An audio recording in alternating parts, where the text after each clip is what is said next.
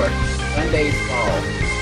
That Sunday began with Justin and his family going to church and hearing the sermon titled, Wait in Line, Your Time Will Come. After church service was over, Justin told the rest of his family that he had to go to something important.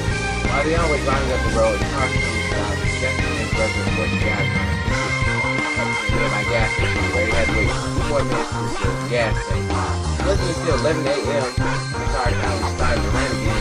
After 30 more minutes, the family finally makes it home, and Justin really has to make it to the city in less than 30 minutes. Justin had enough time to find a shirt to what San Francisco wore yesterday as he ran out the back door. Where's Aaron and Don, said Justin. Let me know if you need anything. Alright then, replied Bruce. Hey, you really need to leave? Something to tell me you should probably stay. Trust me, I come back, you'll see, explained Justin as he left running out the neighborhood. Justin literally ran so fast that the dust clouds seemed to follow him from the neighborhood to the entrance of downtown Montero.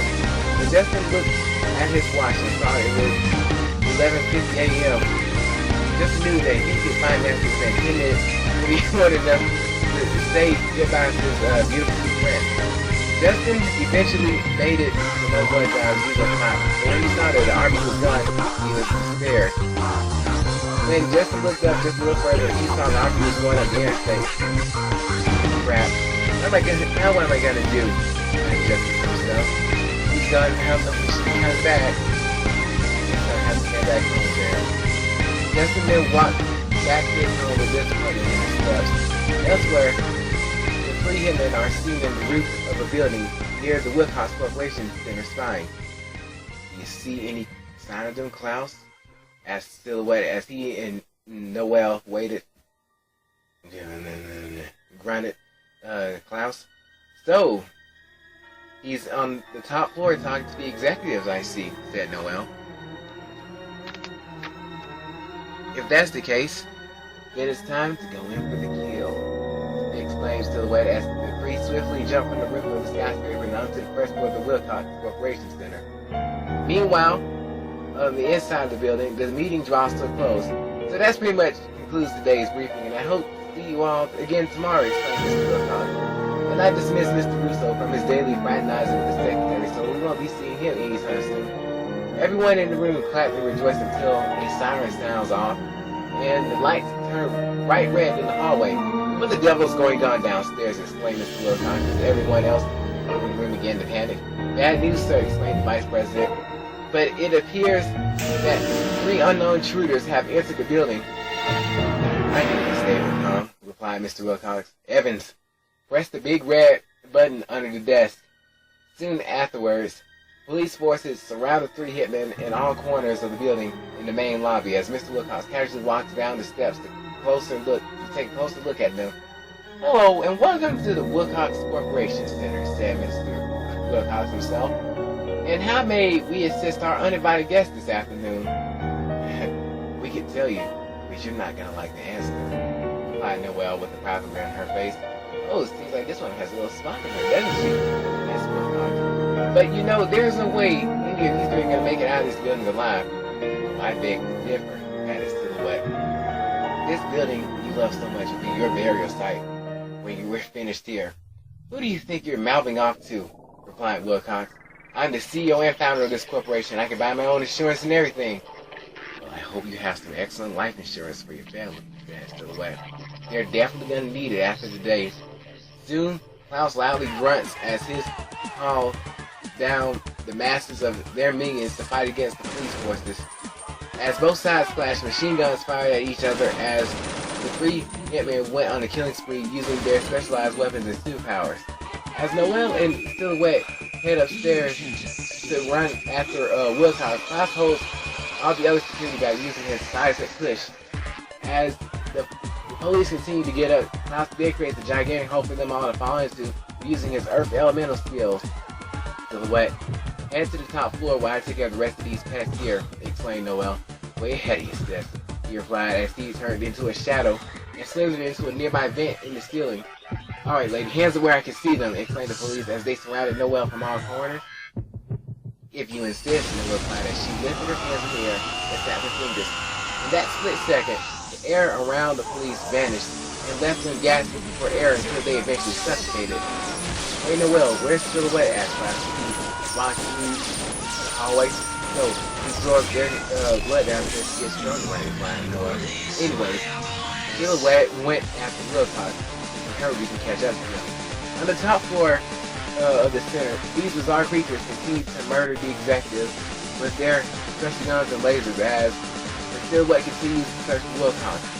Hello, is this the Joint Services Agency? Asked the secretary while she hid in her office in the dark making calls on her phone.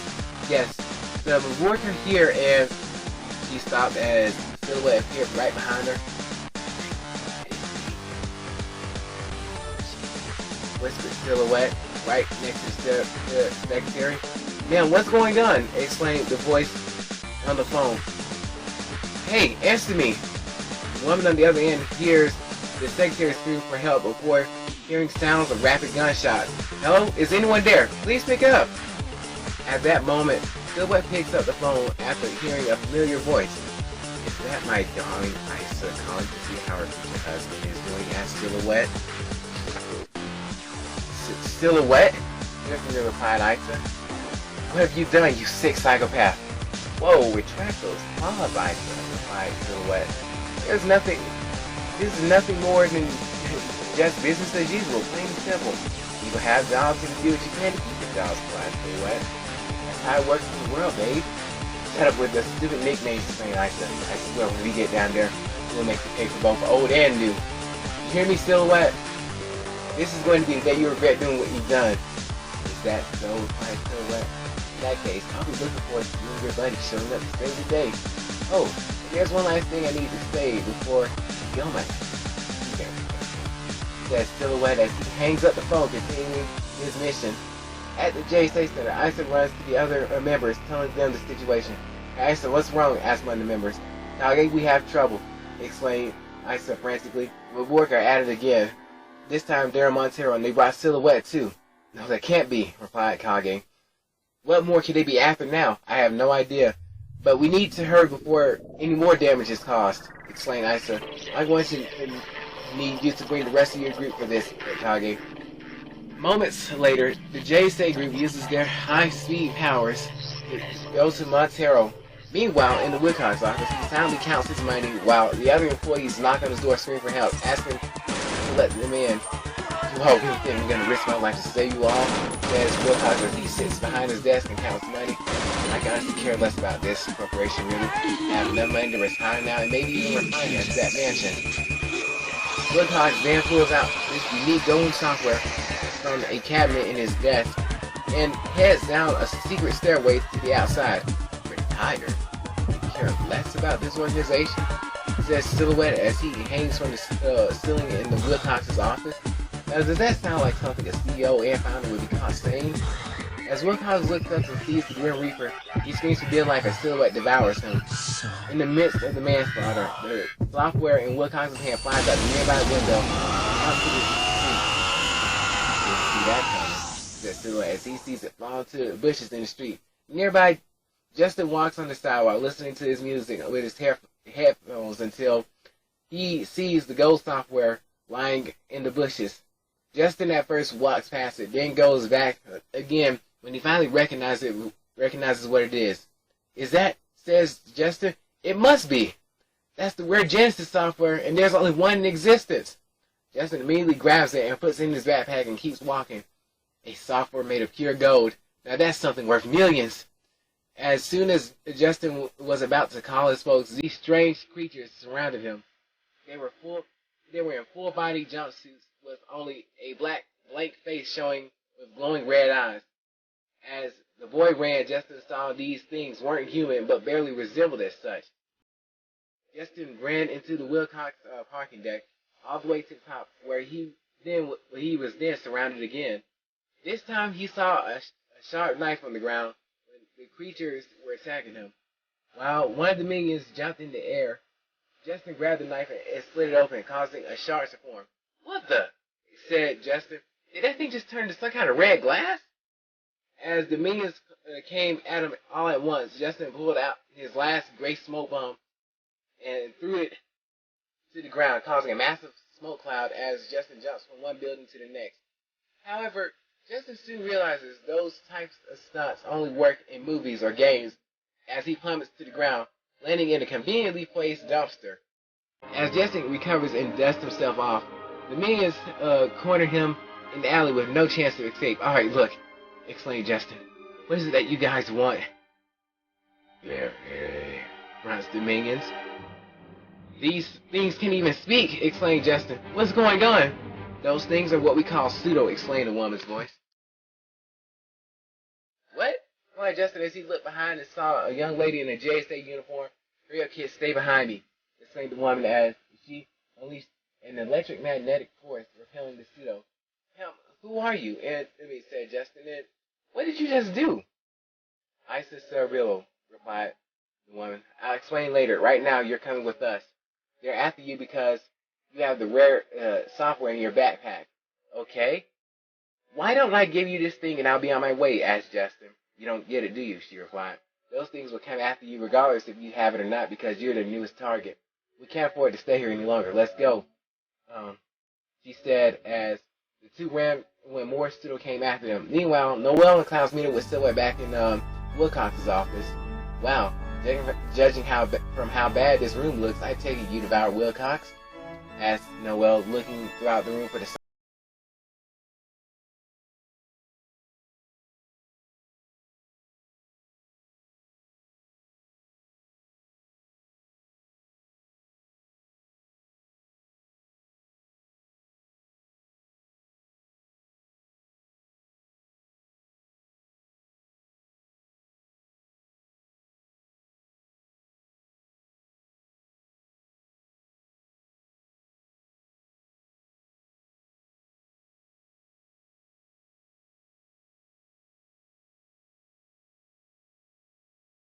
As Isa and Justin ran through the tunnels, one of the giants lifted the tunnels with just one hand. Justin screamed as he saw the armored giant with short legs and extremely long arms reach for the two.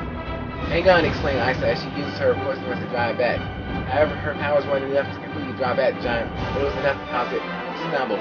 Hey, are you alright? Said Isa. We have to keep going. Yeah, I'm fine. Justin replied. Where are we going exactly? To the JSA Center, where we'll be safe. She replied, as the two ran from countless pseudo chasing after them. During their run, Kage and his group intervened by holding off the other pseudo using their powers. Hey, sorry late, said Kage. But we'll take care of the pseudo from here on out. While that happens, we need to get that guy to safety. On it, replied Isa. The center is only a short while away. Well, you guys couldn't have chosen a better time to come in. And now, thanks, exclaimed Justin as the two ran towards the outskirts of the city. After the two left the scene, Kage and his group unleashed their powers against the Legion of Pseudo. Within Kage's groups, there were four other members, Dante, Matthew, Ayane, and Gina. Hey, Dante, let's have a competition who beats the most pseudo for old time's sake, explained Matthew. It's not really a competition, but you know who's going to win, replied Dante. Oh, do I sense a little cockiness? Replied Matthew. In that case, you're on. During JSA's confrontation with Pseudo, Matthew pulls out his high-powered laser guns and obliterates one of the colossal Pseudo. That's all you got, Matthew, said Dante. Let an expert show you how it's done. Dante gathers the nearby stones of his powers and spins them all together at blind speeds over the palm of his hand, flashing them together to form an ultra spark. Dante uses this concentrated plasma to create a giant mega flare in the palm of his hand as he uses it to incinerate every pseudo he touches. It's beginner's luck to use your fire spark fist, said Matthew. I got tons more skills that can beat that. What's the deal, you two, anyway? Asked Gina. You've been at each other's throats since you two first met. If that's the case, maybe be the ultimate tiebreaker then. Gina then took a small mirror from her pocket and raised it in the sky as she closed her eyes, focusing the direction of the sunlight. Suddenly, a massive light ray vaporized the remaining small pseudo, leaving the only giant ones left. Pretty impressive, Gina, said Ayane. I guess Kage and I will take care of the rest. Both Ayane and Kage brought special weapons and splashed through the remaining giants in the blinking of an eye. causing them all to immediately fade into black gas, leaving their shards. Well, I guess that's that, said Matthew. Now we have to find Ice and the boy behind Ine. Do you really think it's that simple? Asked the voice behind Ine. When she turned around and saw Silhouette and his two partners, it started Ine, causing her to jump back. That was quite a good show you put on for us, said Silhouette. But you are becoming more than nuisances. Nuisances, added Noel. Insufferable is more like it. Never mind that, exclaimed Dante. What do you pseudo want with us anyway? Let's get something straight, kid. I'm not a pseudo, exclaimed Silhouette. And besides, it's not your ragtag group we're after either. Then who? Asked Kage. It's that boy Nisa we're gonna pay a visit to, Silhouette replied. Not on your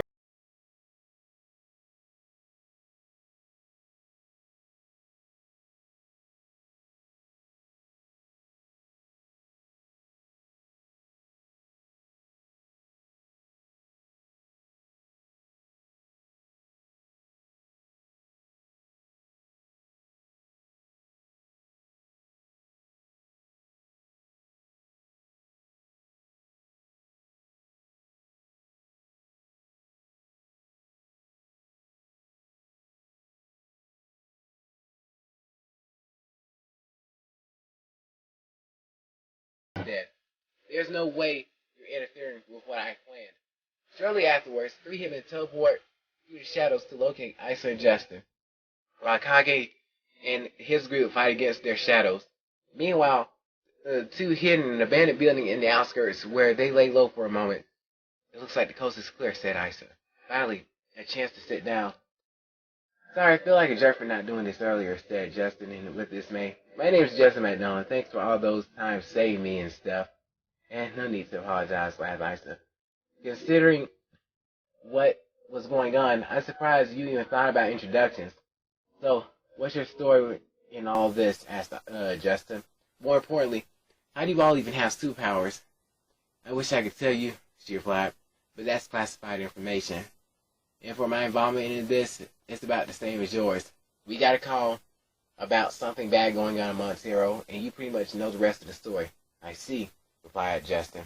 So Isa, in JSA, is there some kind of ranking system you go by, or is everybody equal? There is, replied Isa. In fact, I'm the youngest senior member in the group, and being a senior member isn't based on age, but the skill, if that makes sense. So that must mean you're pretty strong, right? Replied Justin. I wouldn't say strong. I just had a bit more to deal with than the average member, replied Isa, thinking to herself. Hey, since we're asking questions, how did you get your hands on that software? Whoa, I just found it in the bushes when I was listening to music, the boy replied. That's pretty much it. Really? Replied Isa. I'm just messing with you. Of course I believe you. Just make sure they don't come after you with or without it. I don't even know why they risk life and limb for something like this, replied Justin. Why don't you ask them yourselves, added Silhouette, as he and his partners appeared from behind them. Justin immediately ran to the back as Isa held them off for a bit. Quick, let's get out this window, exclaimed Isa as she and Justin both jumped from the window and onto an overpass right below them. The hitman, however, followed right behind them as Justin and Isa reached for the other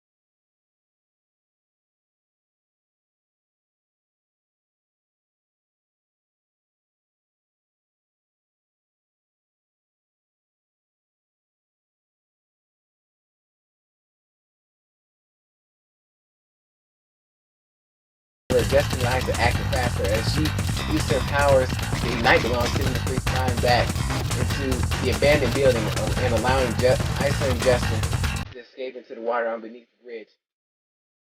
The two then swim underwater into a nearby reservoir, heading out from a river to the woods. Meanwhile, after watching the sunset, another senior member from JSA heads out to Montero after noticing how long it was taking them to return. Hey Nathaniel, this is Pat speaking. Calling to say I'm going to Montero as backup, said Pascal. He was on his walkie-talkie. I'll see Daphne into whatever's going on. Back in the abandoned building, the hitman group appeared to be severely injured and unconscious. However,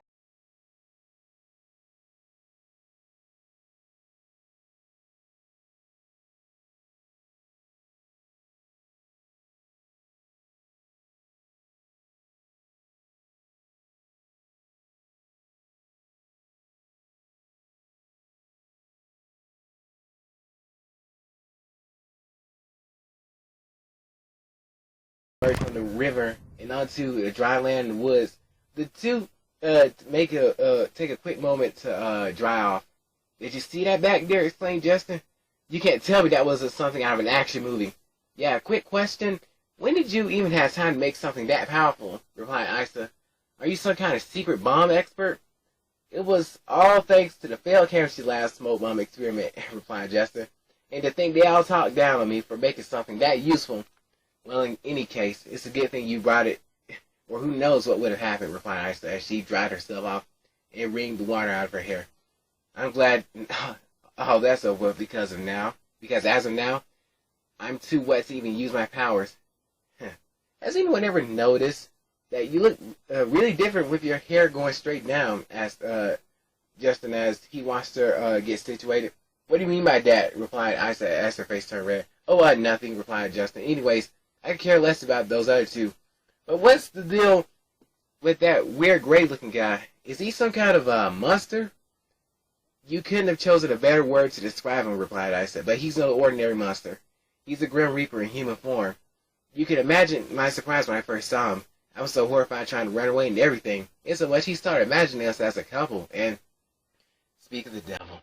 What's wrong? Asked Justin as he responded to Isa's strange look on her face, as if she had seen a ghost appear right in front of her. Never mind. Just take the software and keep running, exclaimed Isa. Oh, it's too late to play hide and go seek now, replied Silhouette, as he appeared between the two with his arms around both of their shoulders. I gotta hand it to you, kid. If your smoke bomb was just a teeny bit stronger, you would have definitely killed all three of us back there. Still, you did your best. Silhouette then throws Isa to the side as he blasts his Justin into the nearby boulders using his dark forces. As Isa runs to Justin's aid and calls out to him, Silhouette snaps his fingers, which causes Isa's shadow to bind her, therefore immobilizing her. Hey babe, why don't we play a game called Sleeping Beauty? Asked Silhouette as he hit Isa from behind, instantly knocking her out. Isa! Exclaimed Justin. And as for you, boy, if our guns didn't fall into the water after that stunt you pulled, I would have made absolutely sure to shoot you right now. Justin gets up and charges at Silhouette, throwing his punches. Unfortunately, Silhouette dodges all of his blows and counterattacks, knocking him back with a powerful uppercut. Alright, kid, talk to me, said Silhouette. Don't tell me that's how you really fight. If that's the case, I'll let you keep the software. But I get to take Isa with me. I'm pretty sure our client would like to have this girl instead. Alright, I give up, exclaimed Justin. You can have the software, just let Isa go. Where did this love for older women come from all of a sudden, asked Silhouette. Anyways, you're passing up a fortune for someone like this? Someone you just barely met today? I don't care, exclaimed Justin. That's another irreplaceable person.